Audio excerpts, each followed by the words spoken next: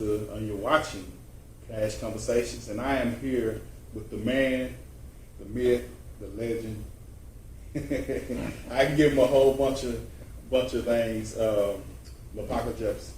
He is the owner of Lapaca TV. Also, he is the owner of Next Level Radio, and he is the reason why I'm standing here today and trying to do what I can do for us getting my face out and get people to see me. So how's it going? Well, to be honest, man, I'm okay.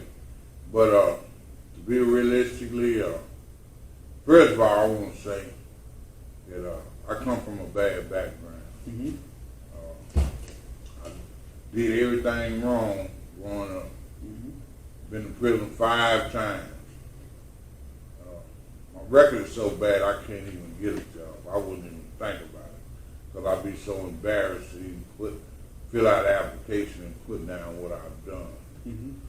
But I'll say,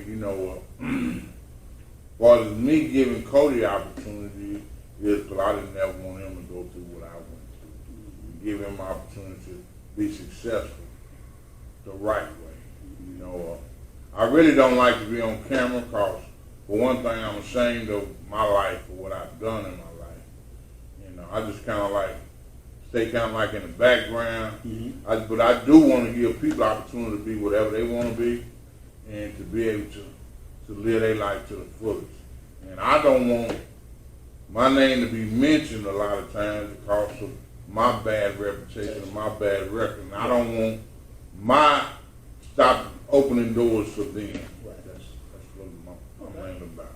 So I do understand it, and I'm actually the same kind of person. I'm more of a background guy, as long as everything is moving, and I don't even have to be recognized for it, as long as we're moving and we know what's really going on.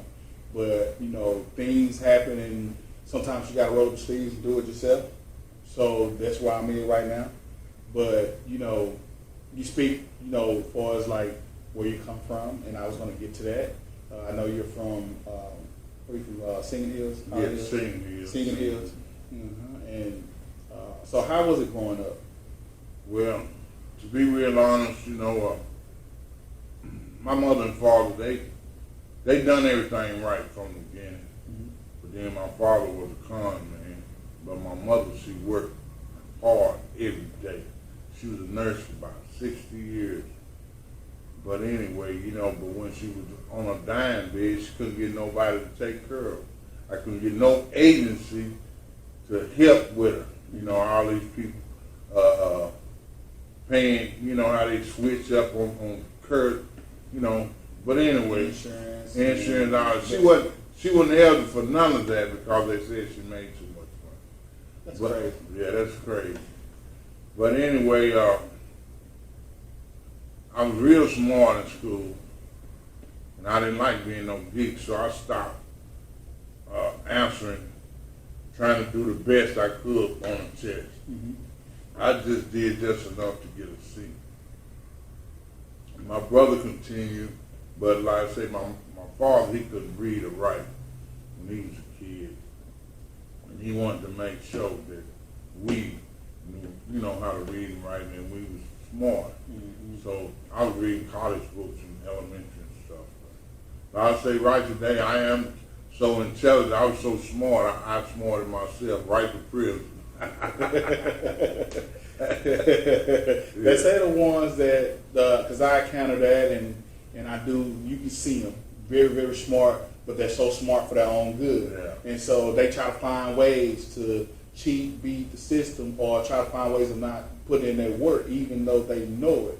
And I run across young kids like that all the time. I'm like, man, they're so smart when you have a conversation with them, but they're so caught into the world that they won't use their smart for good. And some of the ones, the most dangerous people you may know, or some of the people that's in and out of jail that can't get their life right, those are the smartest ones. They just don't want to use that in a very positive light.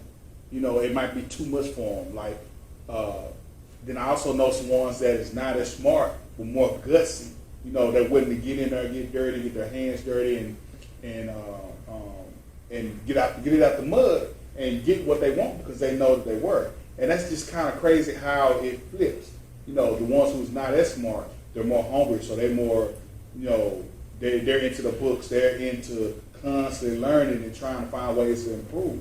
But when the person that have it all, they don't really have much for the talents. They don't really use the talents as good as they should. And so that's just the way life is. And another thing that you said about, people need to see you. And the reason why I say that is because you're not the same person that you were. You're not the same person that you were, and I know that's your mentality, but you are a success story because you came from that, and look where you are now. Look at the opportunities you're trying to do now. And doing and watching you, doing these, different meetings and these different rallies and going, when you did the 80 cities, talking to these people, being in the same room with mayors and governors and talking to these people, that's something to really, really be, commended, because not everybody has the guts or the balls to even go in there and talk to these people. And have conversation to be able to make some change. So it ain't about what you did, before you smartened up. It's what you did afterwards. You are the experience. To me, I can never look at somebody, and it's just me. I could never take somebody else's word or be really drawn into somebody if they ain't been through anything. And you've been through a whole lot.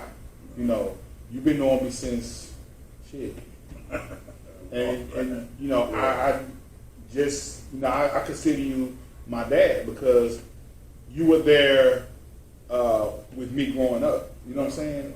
And now I go back and look at where I'm at now and look at then. I was just telling my sisters about that. As far as like now I look at and some of the crazy shit that I might have did in spite of. You know what I'm saying? And here you are, trying to be an example and not even knowing it.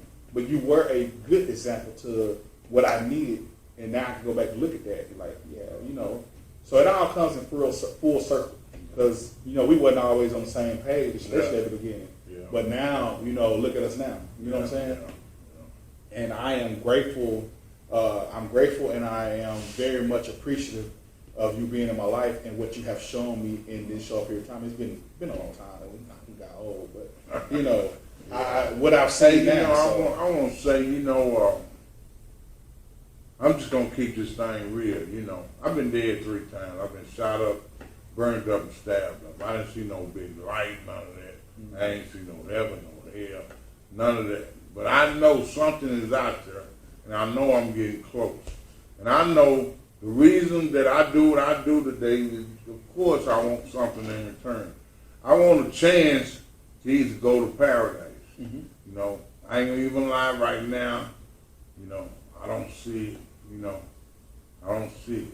You know what I'm saying? I mean, that's just reality. Yeah. If you measure good, you measure bad. I'm more on the bad side. So common sense gonna tell you where you're going. You get what I'm saying? I want an inkling chance to go the other way. So that's what I do. But then again, like I say, life changes and you, as I grow older, I have a different outlook on life. And then like the man that was in my life that taught me how to be clean and sober was a blind man named Sam Smith. Actually, he taught me how to see, how to look at things. And like I say, I was real hurt when my mom passed. And then Sam told me like this. He said, how many people mothers died when they were born? He said, how many mothers gave their child away when they were born? He said, how many mothers just gave their child away or left them? So just be thankful that you had a mother in your life, that she loved you and you spent time with her. Just be thankful of that.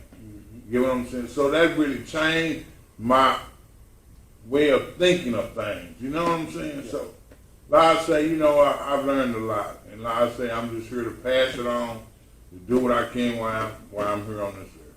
Yeah, you're doing a pretty good job. I mean, like I say, I know that you weighed out the bad more than good, but I've always been told, man, it don't matter when you start doing the good.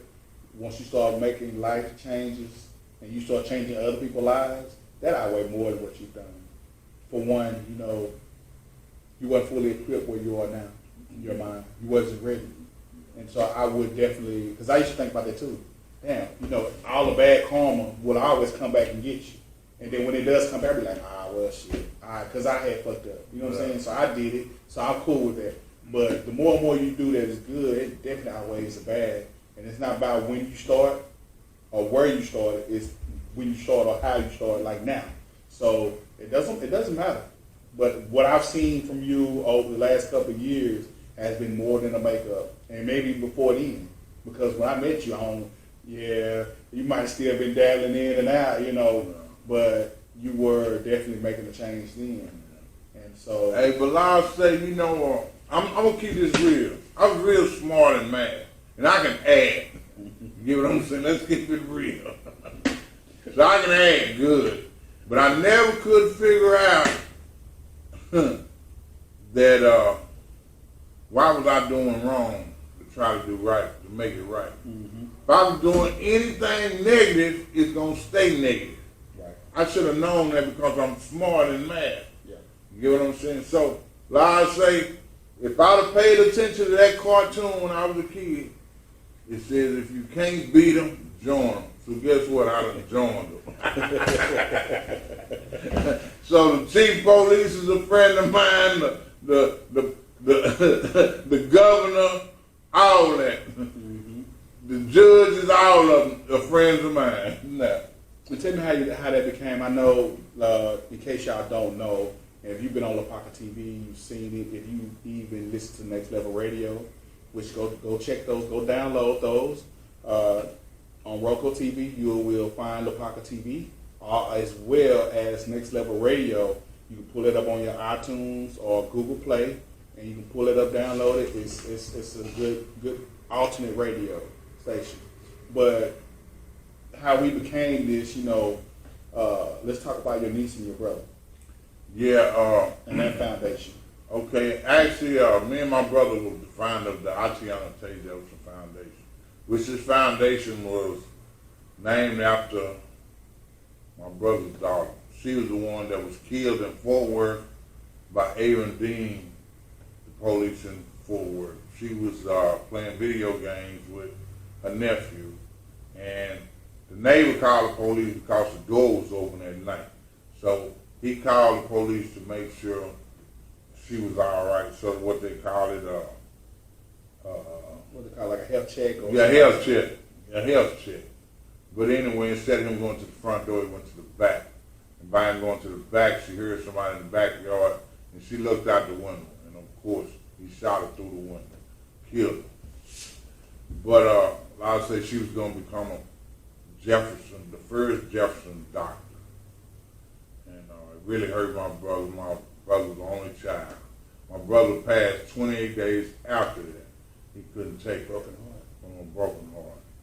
My brother died November the 9th, 2019. And the mama died 6 days after him. She died January the 9th, 2020. So like I say, what he did, my brother did, he tutored kids.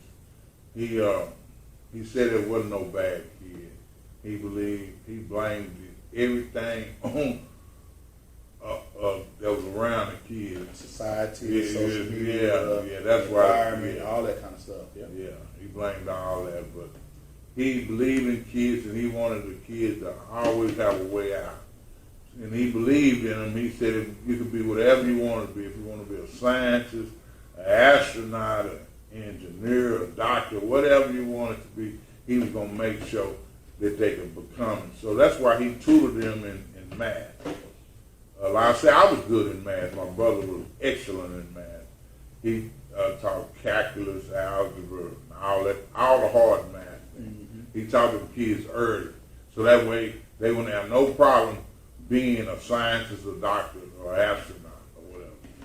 And they can take them away from schools, but, you know, a lot of that stuff that they teach in schools, you might not necessarily need it. It's not an equipment of life, but math is one of those. Yeah. You know, I mean, you know, even down to like the measurements of geometry and certain things, you know, in certain professions you need that.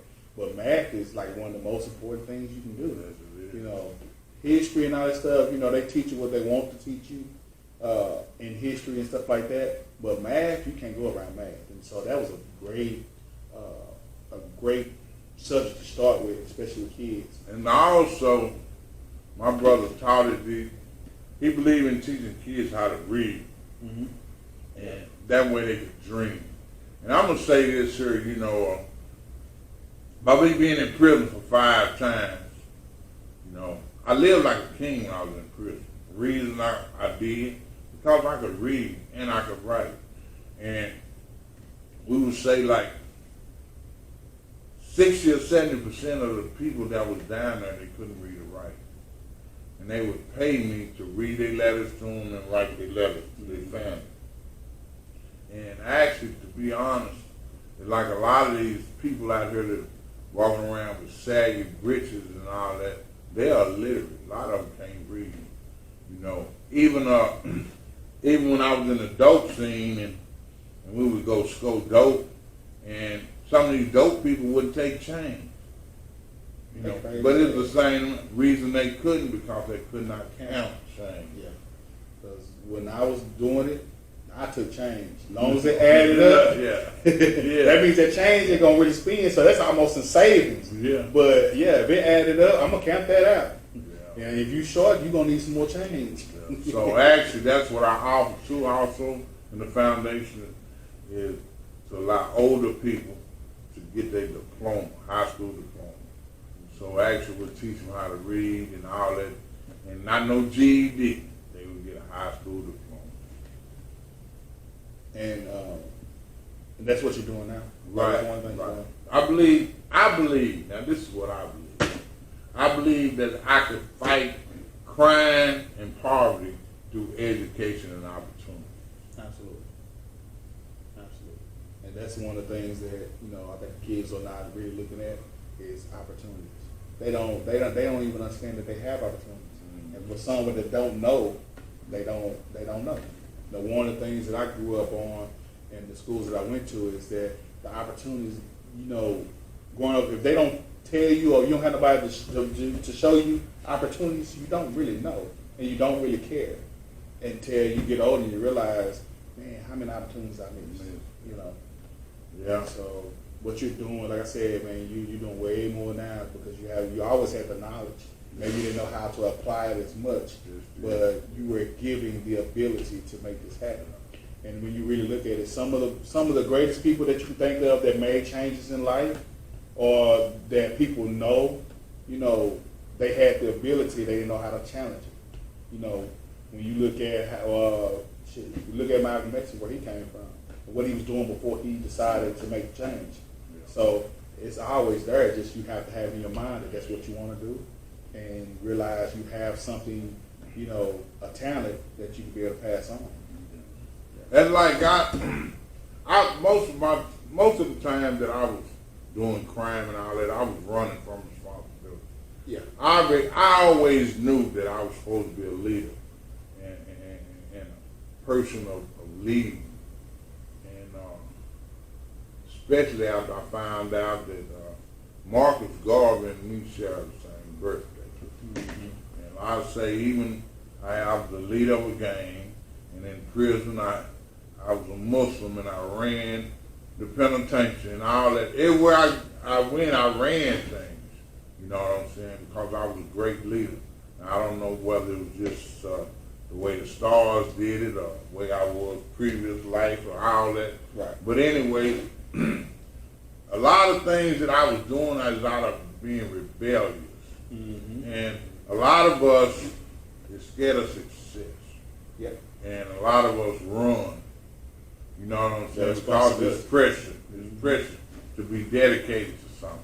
Right. You know what I'm saying? So I'll say, you know, I really appreciate Cody interviewing me.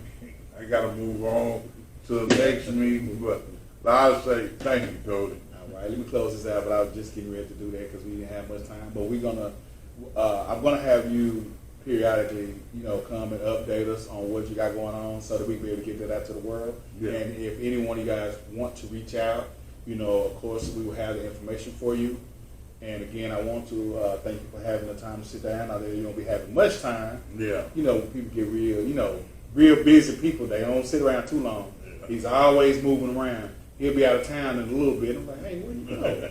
So yeah, I want y'all to know, if y'all want to check out the website, it's atjefferson.foundation. Y'all make sure y'all go on there and y'all check the website out, donate to it. And if y'all want to listen to Next Level Radio, you can go to nexxradio.com. There you go. And then if you want to watch Lapaca TV, you can, of course, you got a Roku television, go to search, type in Lapaca TV, and add the channel. And if you know how to spell that, that's Lapaca TV. And right. that's it. That's all we got. We'll catch y'all till the next time. And thank you for sitting down with me, Pops. Yeah. I call him OG because that's the way I look at it. And I'm always trying to soak up a game that he can drop down for me. And so I want to appreciate you for sitting down All with right. me, man. Peace out.